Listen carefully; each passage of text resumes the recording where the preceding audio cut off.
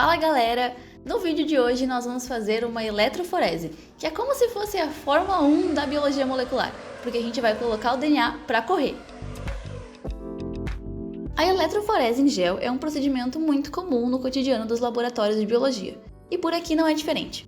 Ela é tão popular assim porque ela é muito útil, e relativamente simples de ser feita. Basicamente, as amostras com os DNAs a serem analisados irão se deslocar por um gel e poderemos ver onde elas estão. Essa técnica serve para separar fragmentos de DNA de uma amostra e se fundamenta em dois princípios básicos principais.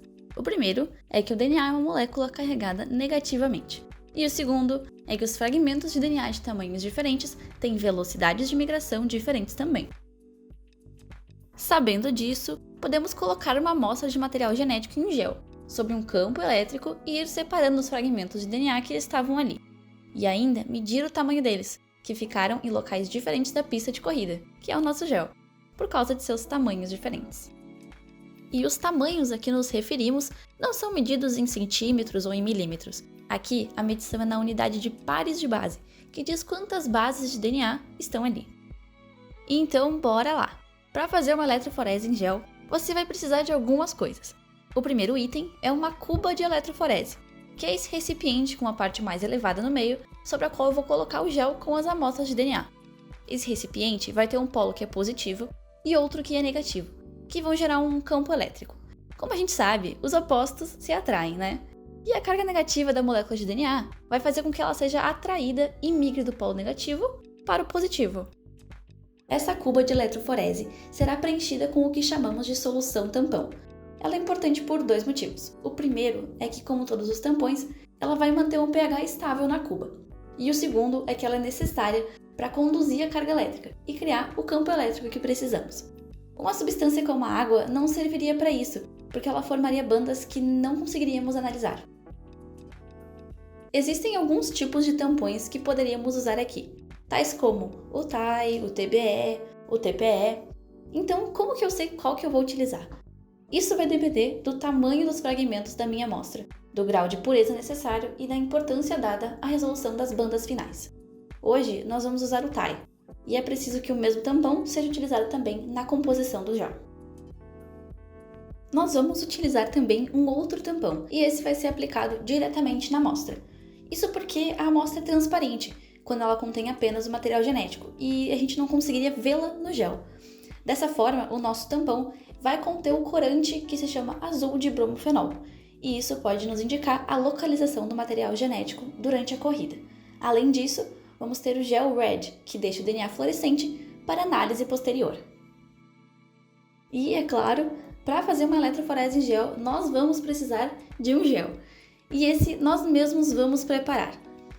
O gel nada mais é do que uma matriz porosa, que vai possuir diversos buraquinhos dentro dela.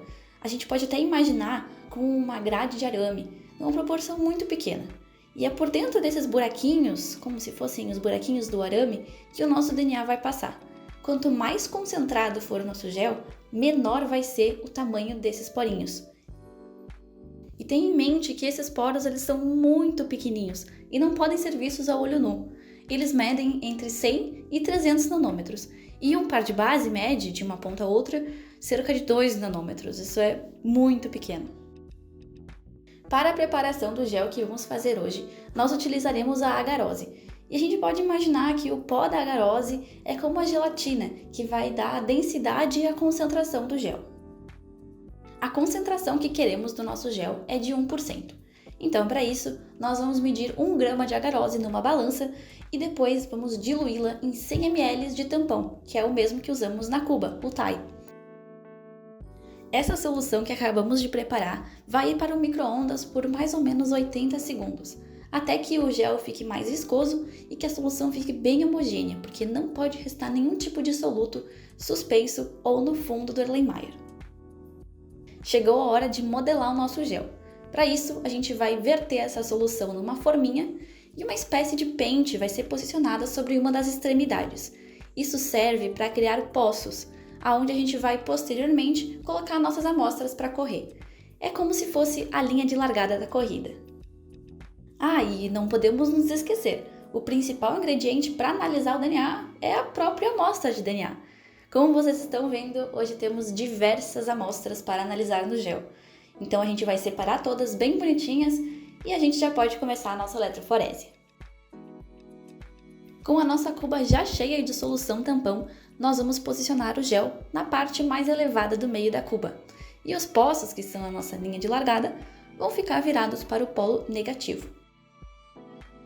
Com o nosso gel já imerso na solução tampão, a gente vai adicionar as amostras. Perceba que agora elas estão azuis. Isso porque a gente já adicionou o tampão que continha o corante. O primeiro tubo contém o que chamamos de marcador de peso molecular. E através dele a gente vai conseguir ver o tamanho dos nossos fragmentos. Mas isso vai ficar mais claro quando a gente mostrar os resultados do experimento.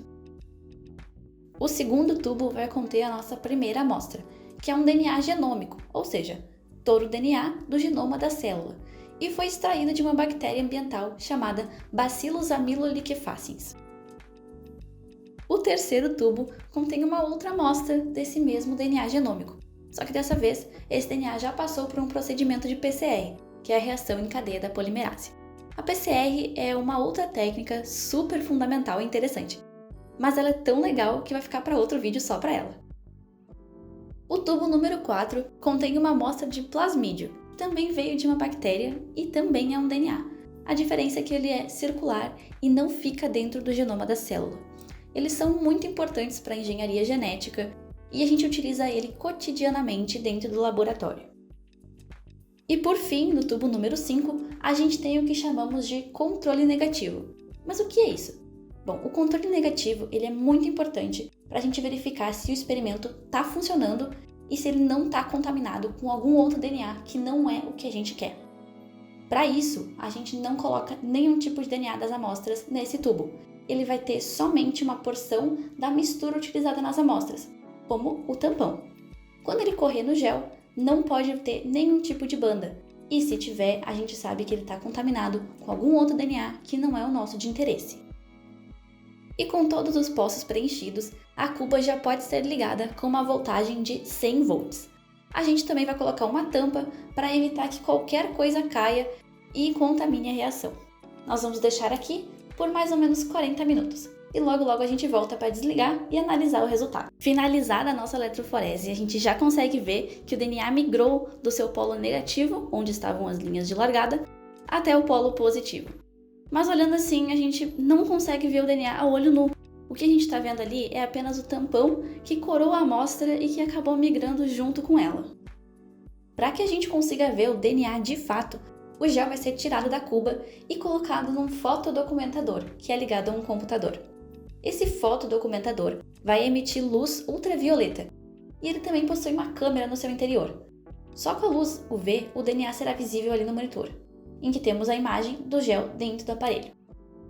E aí está a nossa imagem, o resultado do nosso experimento, mas olhando assim não dá para entender nada, né? Então vamos explicar passo a passo. Essas linhas fluorescentes que vocês estão vendo ali é o que a gente chama de bandas, e nada mais são do que as amostras que migraram pelo gel conforme o campo elétrico. As bandas que ficam mais para cima, elas são mais pesadas e, consequentemente, correram menos pelo gel. Já as bandas que se encontram mais para baixo, elas são menos pesadas e correram mais longe. Essa primeira coluna é o marcador de peso molecular.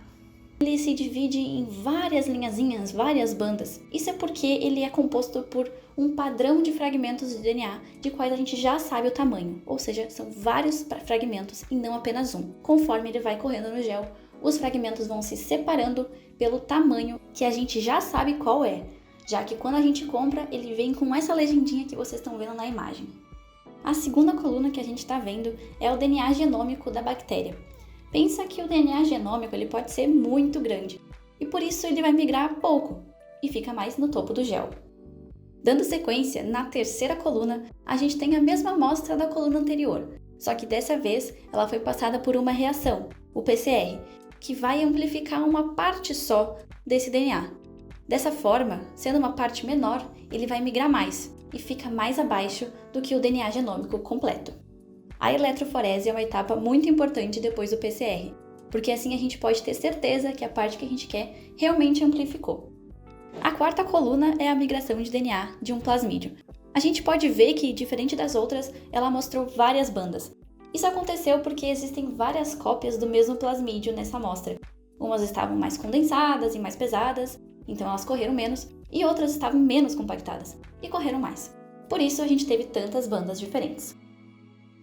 E a quinta e última coluna a gente nem consegue ver, o que na verdade é uma notícia muito boa, porque ela é o nosso controle negativo. Se tivesse alguma banda aqui, significaria que o nosso tampão ou algum outro reagente que a gente usou estava contaminado com material genético que não é aquele que estava na nossa amostra. Mas aqui não temos nenhuma banda, o que significa que não estava contaminado e que o nosso experimento é confiável. E esses foram os resultados da nossa eletroforese. Todo esse processo levou aproximadamente umas 3 horas, que acreditem, é um tempo relativamente pequeno para um experimento. As aplicações dessa técnica são as mais variadas. Pode ser desde sequenciamento genético em sua versão capilar, identificação de espécies microbianas, diagnóstico de doenças e por aí vai. Esperamos que vocês tenham compreendido a ideia e o processo por trás de uma eletroforese em gel. Muito obrigada por me acompanhar nesse experimento e a gente se vê na próxima aula. Até lá!